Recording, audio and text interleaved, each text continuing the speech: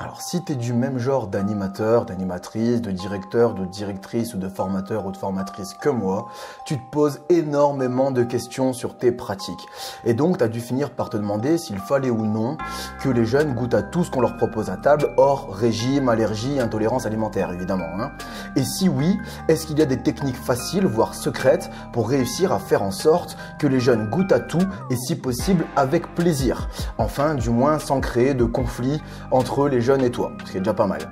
Mais comme ce n'est pas un avis forcément facile à trancher, je vais dans cette vidéo t'expliquer l'évolution de mes positionnements à ce sujet au cours de mes 13 ans et plus de 150 séjours dans l'animation, et je vais aussi te donner la majorité des méthodes que j'ai ajoutées à mes pratiques au fil du temps.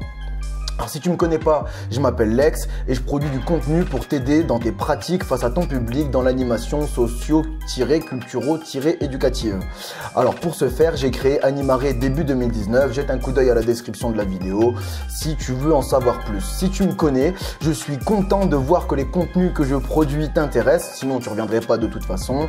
Et puis comme d'habitude, profite du générique pour prendre de quoi noter si t'en as besoin. Bienvenue sur Animare TV, la chaîne de ton centre de formation dématérialisé. Abonne-toi si tu peux rien manquer ou parle-en à ceux que ça intéressera.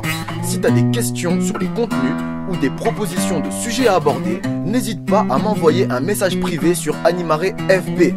Si tu veux juste donner ton avis ou ouvrir un débat, tu peux le faire dans les commentaires, c'est fait pour ça. Enfin, les liens vers tous les canaux d'Animare sont dans les descriptions de chaque vidéo. Bon visionnage, Lex.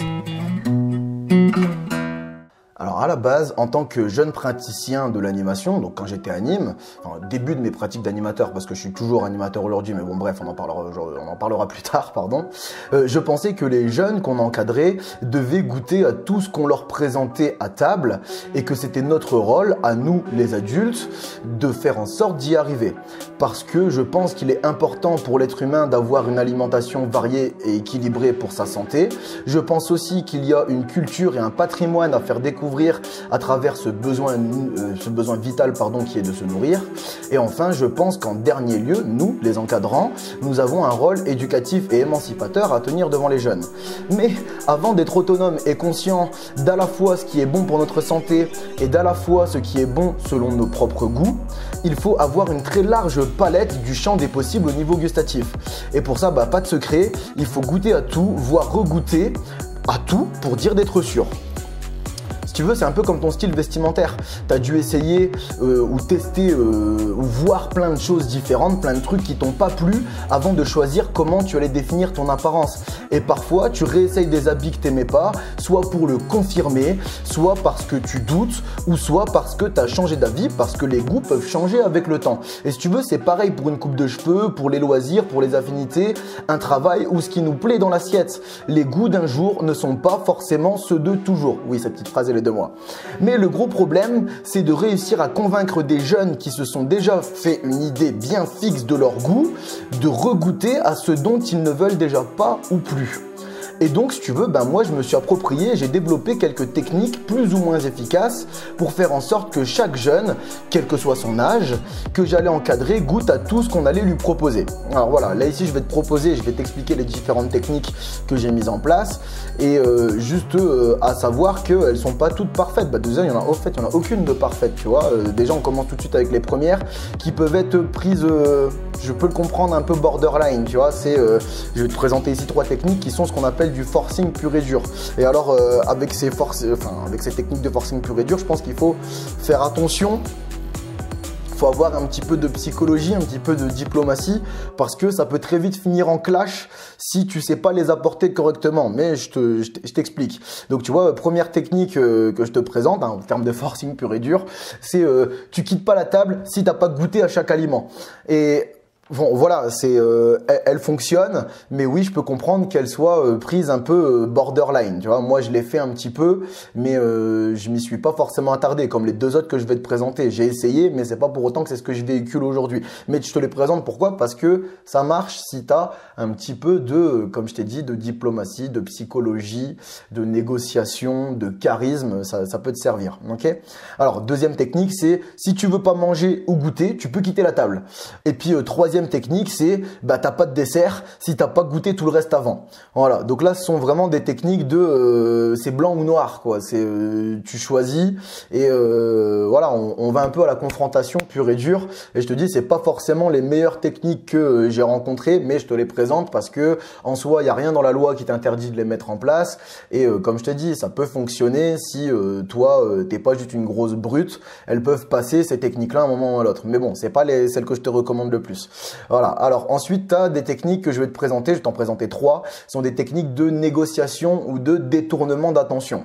En fait, c'est au lieu de choisir noir ou blanc, c'est on va essayer de mettre de la nuance dedans et de cacher un petit peu l'objectif qu'on a derrière. Donc, tu vois, par exemple, la première chose que je peux te dire, la première technique, c'est goûte. C'est pas comme à la maison, comme à la cantine ou comme chez mamie. Tu vois, peut-être que c'était chez mamie ou à l'école ou à la cantine, t'aimais pas les épinards. Bah peut-être que ici, pour une fois, peut-être que t'aimeras bien et tu vas pas mourir si tu goûtes.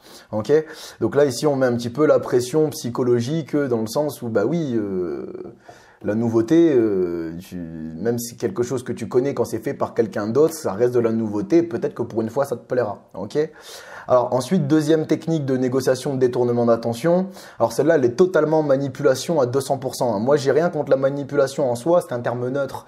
Mais derrière, voilà, c'est quelle est la volonté, quelle est l'intention du manipulateur. Si elles sont bonnes, ces intentions, il n'y a pas de problème en soi. C'est une manipulation dans un but positif. Si elles sont mauvaises ou alors attirées à sa propre personne, hein, pour moi, la manipulation, il n'y a pas de problème à partir du moment où tu penses à l'intérêt supérieur de ton public. Si tu penses qu'à ta propre gueule, quand tu vas faire des techniques manipulatoires comme celles que je vais te présenter, ben ouais, c'est pas forcément super, c'est pas très très top. Ok, c'est limite malsain. Ok, et donc la technique que je te présente ici, c'est t'en veux beaucoup, normal ou un petit peu. Ok, et donc là en fait ici. Tu fais une pirouette dans la tête de la personne à qui tu essayes de faire passer la pilule. Manger les épinards par exemple, et en fait ce qui se passe c'est que là tu lui enlèves le choix de est-ce que t'en veux ou est-ce que t'en veux pas. Tu lui détournes le choix sur quelle quantité t'en veux. Est-ce que t'en veux beaucoup, est-ce que t'en veux normalement ou est-ce que t'en veux un tout petit peu. Et donc du coup en fait ce qui se passe c'est que la personne ne doit plus choisir si est-ce qu'elle en veut ou est-ce qu'elle en veut pas. Elle doit choisir quelle quantité elle en veut. Est-ce que tu vois la subtilité, la nuance de la chose qui change absolument tout. Ok.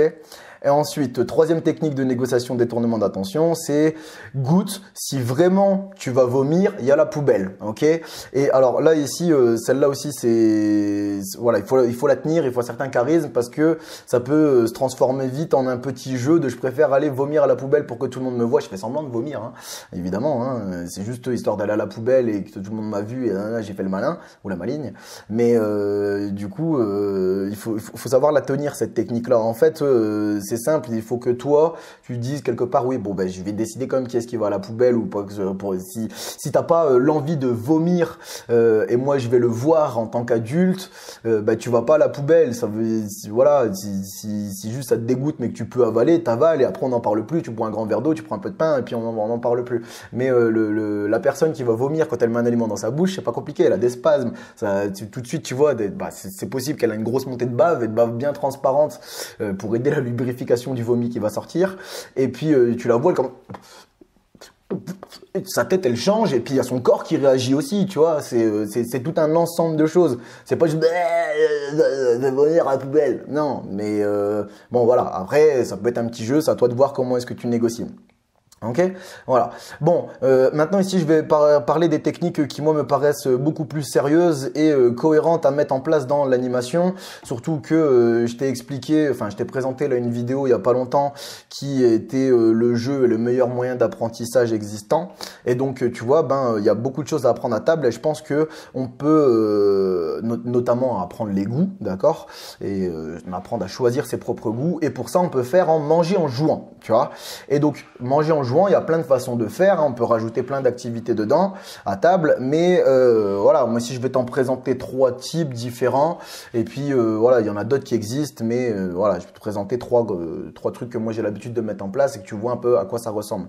Donc déjà, première chose que tu peux faire, c'est que tu peux inclure l'activité dans le repas en disant, par exemple, tu as une activité qui est prévue l'après-midi ou le lendemain ou le soir ou j'en sais rien, et tu vas dire, bah voilà, tu as un bonus ou un avantage dans l'activité suivante si tu goûtes à tout. Ok, alors est-ce que tu fais par aliment goûter, est-ce que tu fais par équipe, est-ce que tu fais par table, est-ce que tu joues en individuel, c'est à toi de voir, mais c'est quelque chose qui fonctionne pas mal de donner des bonus et des avantages si on goûte à tout pour l'activité, pour une activité suivante. En général, on essaye de faire pour la grosse activité qui on sait qu'elle va rameuter tout le monde et que tout le monde a envie d'y participer. Ok. Voilà. Donc ensuite, il y a une deuxième technique de manger en jouant que tu peux faire, c'est tout ce qui va tourner autour des quiz alimentaires. Donc moi, souvent, j'appelle ça les retrouve le menu ou un truc du style comme ça. Et en fait, là encore une fois, c'est à toi de voir est-ce que tu fais jouer par équipe, donc par table en général, ou est-ce que tu fais jouer à l'individuel. Mais en fait, le but de chaque jeune est de retrouver le menu qu'on lui a servi à table. Et pour ça, pour retrouver le menu, on peut avoir des pièges, voilà. Mais en général, ce qu'il faut, c'est goûter. On peut se rendre compte de ce que c'est visuellement, mais pour être sûr, on peut dire, voilà, t'as des tomates qui arrivent à table en entrée, mais tu peux dire, bon, ok, c'est des tomates, mais c'est quoi la petite sauce qu'il y a sur les tomates, d'accord? Est-ce que c'est de la mayonnaise? Est-ce que c'est de la vinaigrette? Est-ce que c'est une sauce vierge? Est-ce que c'est autre chose? D'accord? Mais voilà, et pour ça, il va falloir goûter, ok? Et donc ça, c'est un petit jeu qui marche pas mal aussi. C'est le quiz alimentaire, le retrouve ton menu. Ça marche. À toi de voir comment est-ce que tu l'organises après derrière, ok? Ensuite, il y a un autre truc que tu peux faire. Moi, ce que j'aime bien faire, c'est des repas un petit peu à thème. Et dans les repas à thème, moi, j'aime bien aussi faire dans les repas dans le noir. Donc, le thème, c'est d'être dans le noir, d'être dans la nuit, sans lumière.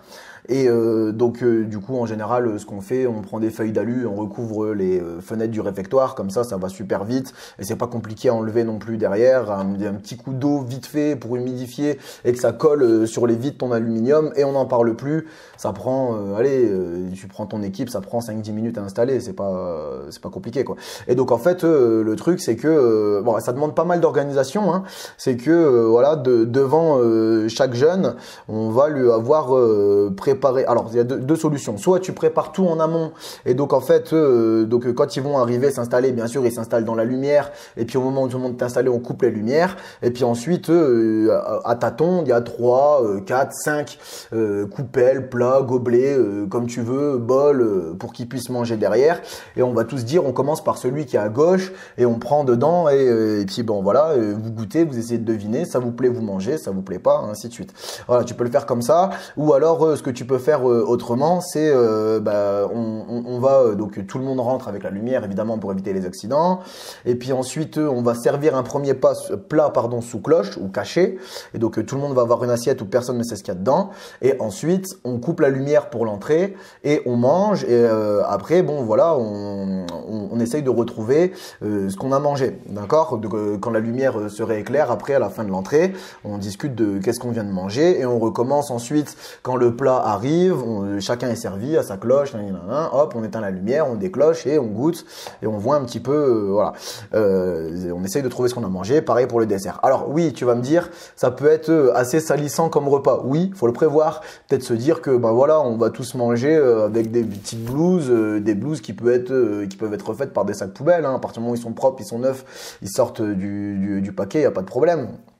Ok. Et après peut-être se dire ouais mais comment est-ce qu'on compte les points derrière et tout, ça je te dis c'est à toi de voir. Soit est-ce que chacun individuellement fait une petite fiche ou alors est-ce que c'est la table, l'équipe qui va remplir une petite fiche, ils vont se concerter et après est-ce qu'on a la réponse tout de suite, est-ce que les fiches sont collectées, est-ce qu'on a la réponse plus tard, ça c'est à toi de voir, c'est une petite organisation à réfléchir mais en soi normalement il n'y a rien de compliqué, c'est comme un quiz en fait tout simplement. C'est comme un quiz où tu réponds sur papier et puis voilà, après tu peux même le faire à main levée et sans forcément écrire et puis ceux qui ont la bonne réponse ils gagnent, sauf pas forcément de points mais ils gagnent la manche et puis ceux qui n'ont pas la bonne réponse, qui n'ont pas trouvé ce qu'on mangeait, ils gagnent pas tout de suite, ok, et puis ils gagneront peut-être plus tard, ok, mais voilà, donc ça c'est les repas dans le noir et après moi ce que j'aime bien faire aussi comme repas à thème, c'est les repas dans la peau de, donc par exemple tu vas dire on va faire les repas dans la peau de Cro-Magnon et ça peut marcher super bien pour un barbecue où on va manger avec les mains, on va faire le feu nous-mêmes, etc. Oui, ça peut être pas mal aussi. Tu peux faire des repas dans la peau de, tu vois, par exemple, pardon, excuse-moi, je bug.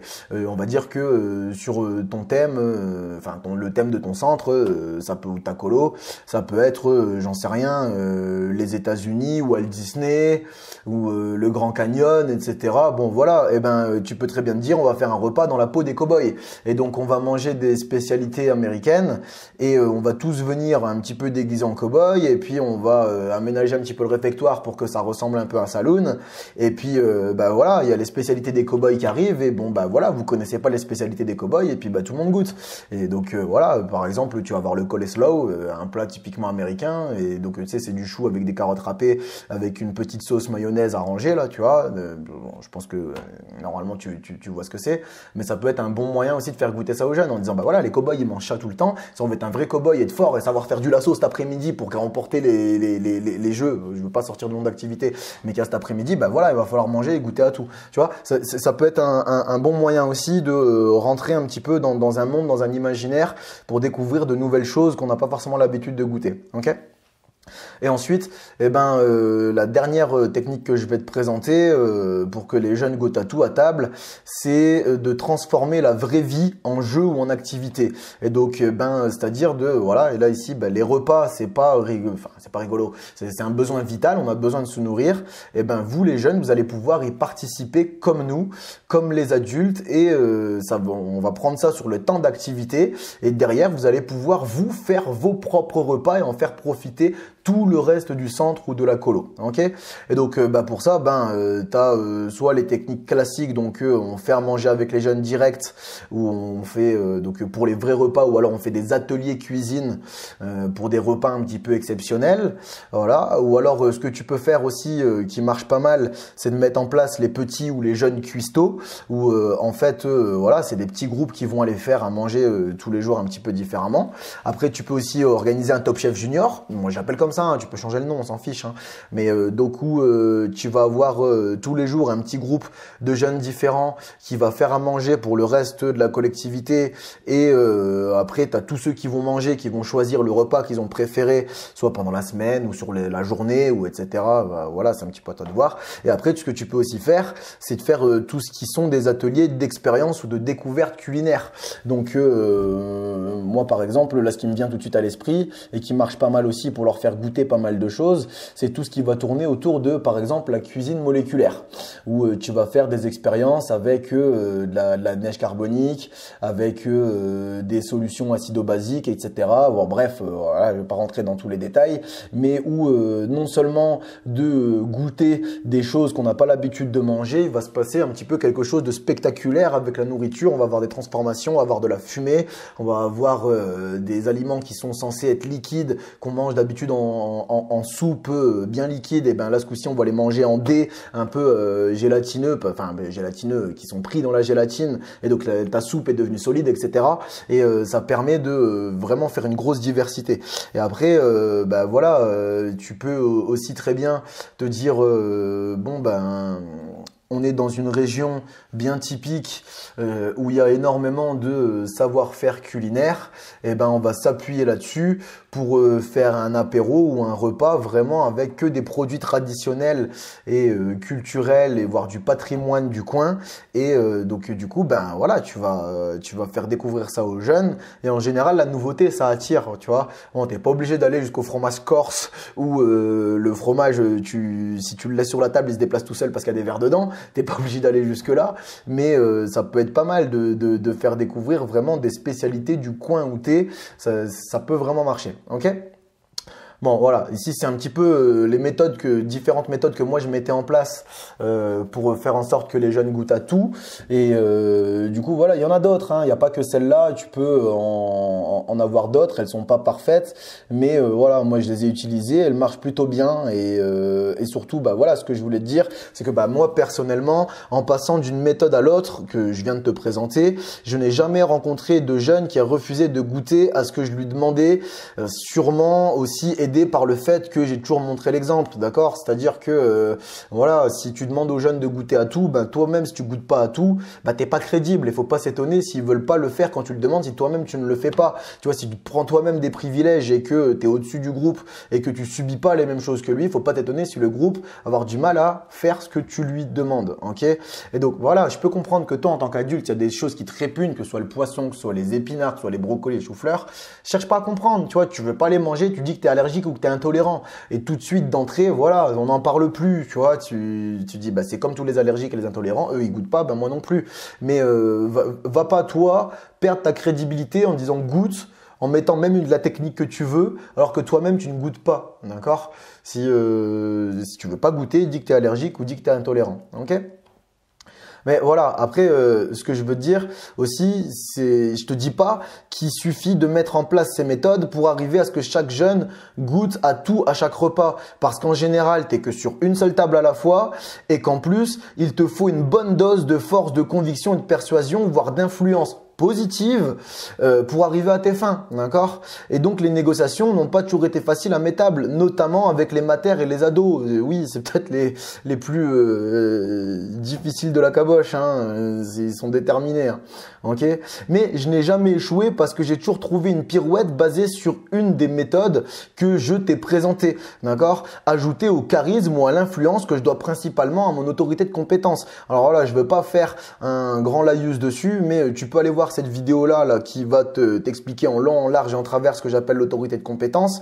Et c'est que en fait cette autorité là, en fait, elle t'amène à un respect quelle que soit la discipline ou le moment ou l'action que tu es en train de vivre avec les jeunes, et aussi une certaine crédibilité. Et donc ce sera plus facile pour toi d'arriver à leur demander à manger des choses qu'ils n'ont pas forcément envie de goûter, enfin plutôt de goûter à des choses auxquelles ils n'ont pas forcément envie de goûter, si toi-même tu as cette autorité de compétence. Ce que je veux dire par là, c'est que si toi t'es une plante verte, t'es une tanche qui ne sert à rien en activité ou qu'on ne voit jamais, qui pète des plombs sur les gamins sans jamais les positiver, qui fait des privilèges avec les chouchous et les boucs émissaires, etc., etc.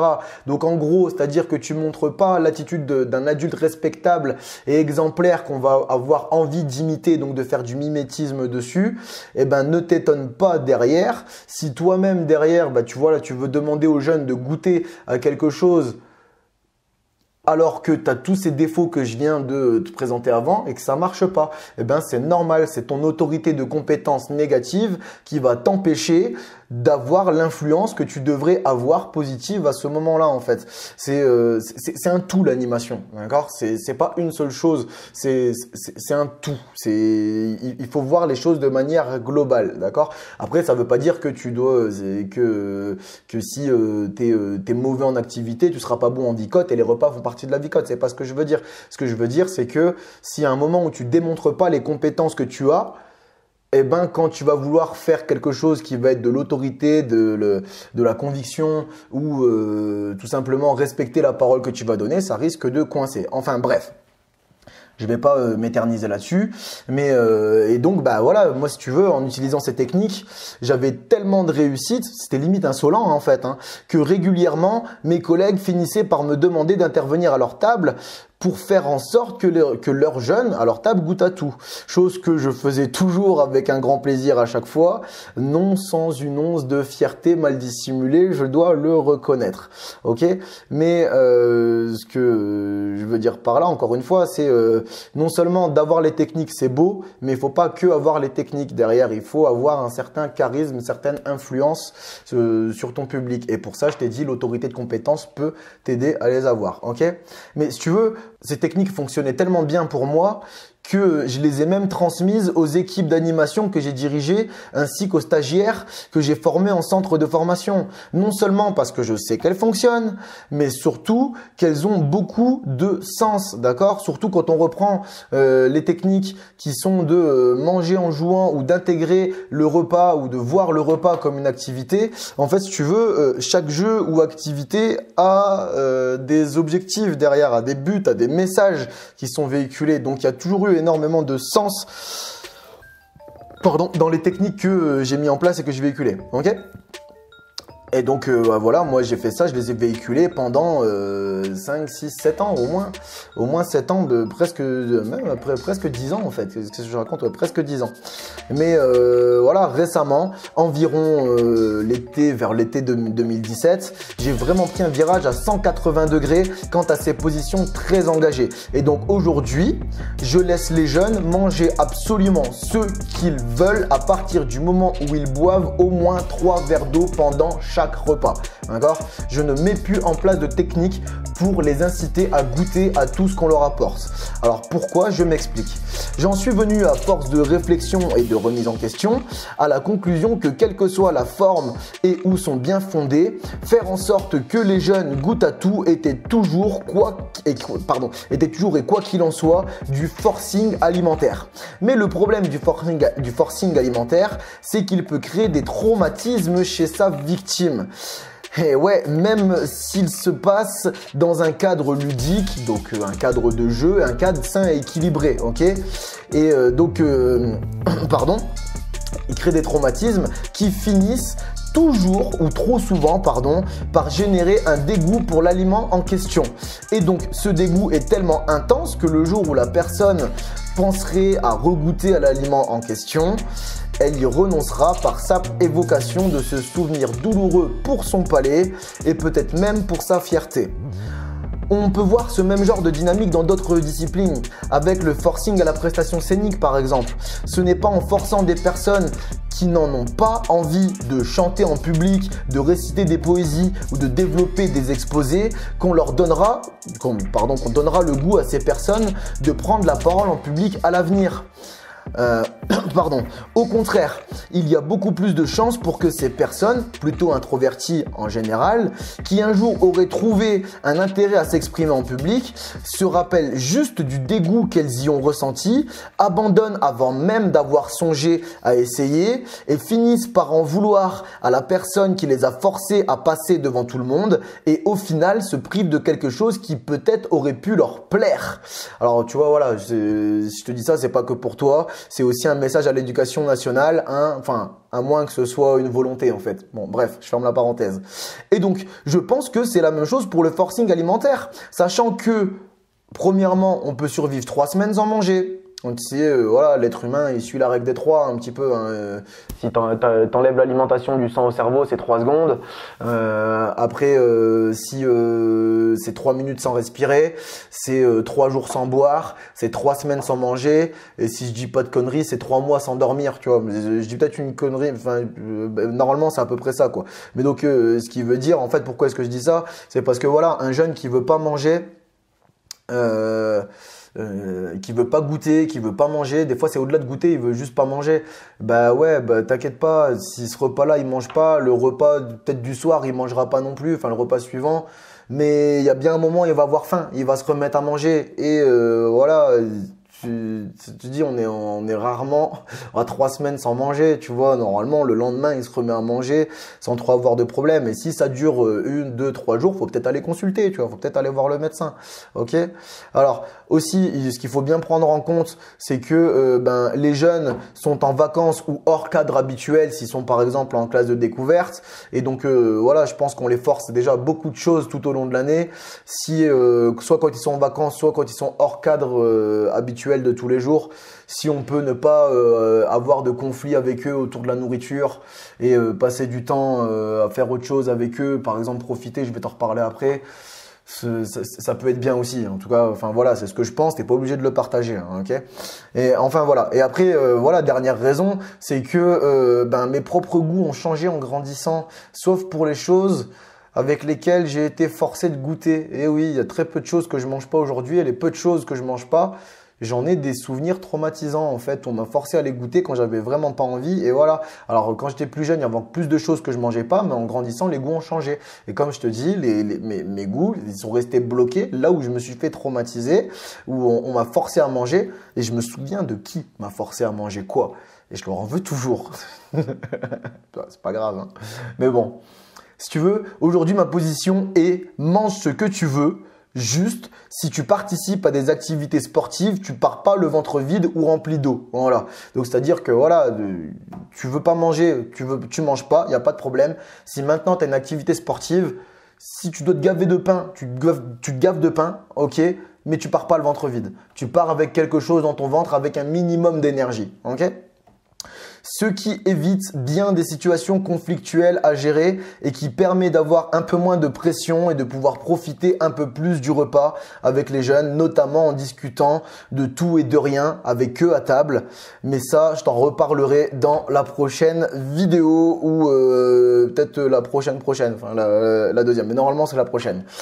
Enfin voilà, mais je te dis pas que ma position actuelle sur la question de goûter à tout est meilleure que celle que j'avais avant, ni qu'elle est meilleure que n'importe quelle autre que toi tu pourrais avoir et qui n'est ni de celle que je t'ai présentée, que je faisais au début de mes pratiques et celle que je fais aujourd'hui depuis 2-3 ans. Je te dis juste que c'est la position que je tiens aujourd'hui au sein de mes pratiques et je la justifie, c'est tout. Tu vois, il n'y a pas d'obligation de texte légal qui va te dire il faut qu'il goûte à tout ou il faut pas qu'il goûte à tout, tu vois. C'est à toi de voir ça après, enfin c'est à toi de voir toi et ton équipe en général, tu vois, mais après c'est toi en dernier lieu qui est seul avec eux à table, ok? Et donc moi si tu veux, je te dis que quelle que soit la position que tu as choisi de défendre, elle est légitime à partir du moment où tu l'argumentes et que tu l'as choisi en fonction de l'intérêt supérieur de ton public, ok? C'est-à-dire que prends la position que tu veux, mais défends-la et en plus de ça, pense à ce que voilà, quand tu vas expliquer ta justification par rapport à ta position, on doit comprendre normalement que toi, tu as vraiment pensé à ce qui était le mieux pour ton public à ton échelle. Ok? Mais tu vois, voilà, moi, je te dis ça, si ça se trouve, un jour, j'aurai une autre version. Si ça se trouve, un jour, je reviendrai à la première version que j'avais. Tu vois, c'est pas, y a rien de soi, pardon, il y a rien de défini en soi, il y a rien d'obligatoire et je pense vraiment que dans l'animation, il n'y a pas de méthode pédagogique qui soit meilleure qu'une autre. Il n'y a que des méthodes, ok? Et après, derrière, il faut juste faire ses choix, savoir pourquoi est-ce qu'on les fait, comment est-ce qu'on les fait et savoir les défendre au cas où, ok? Et voilà, bon, moi, c'est ce que je pense, vraiment. Et tu as le droit de pas être d'accord, il n'y a pas de souci avec ça. Tu as le droit de penser que tu as une vision qui est supérieure et qui est meilleure que toutes les autres. C'est possible en soi. Moi, ce n'est pas mon cas. Moi, je pense que chaque version pédagogique s'équivaut. Elles ont toutes des avantages et des inconvénients. Il faut juste savoir ce qu'on fait avec. Et je pense, moi, sincèrement, que la meilleure des solutions est dans la voie du milieu. Donc, c'est-à-dire d'en connaître plusieurs, différentes, voire complètement opposées. Et soit de temps en temps aller dans un sens ou plutôt dans l'autre ou vers une troisième version. Ou sinon, au quotidien, essayer de graviter au centre des trois versions. Je pense que la vérité se tient là. En même temps, c'est un des principes d'Animari que je t'ai présenté avec la méthode de Bruce Lee dans l'animation. C'est complètement ça, c'est la voie du milieu en fait. C'est ni d'un extrême, ni d'un côté, ni de l'autre. Et je comprends ce qu'il y a du côté extrême d'un côté ou de l'autre. Et je comprends les principes. Et de temps en temps, je sais que j'aurai pas le choix et qu'il vaudra mieux que je m'en serve de temps en temps ou de l'autre. Et puis de temps en temps, il vaudra mieux que je sois au milieu. Ok, voilà. Bref, va faire un tour sur Animari TV et Animari FB pour découvrir d'autres réflexions pédagogiques que je mets gratuitement à ta disposition. Mais dans tous les cas, s'il te plaît, pose-toi des questions sur le forcing alimentaire. Les jeunes comptent sur toi et moi aussi. Alors, si jamais tu as des questions et que tu veux une réponse immédiate, tu peux toujours me passer un coup de fil via la médiathèque Animari. Si tu prends un coup de fil public, on peut modifier tous les éléments qui permettraient de t'identifier, si tu veux évidemment.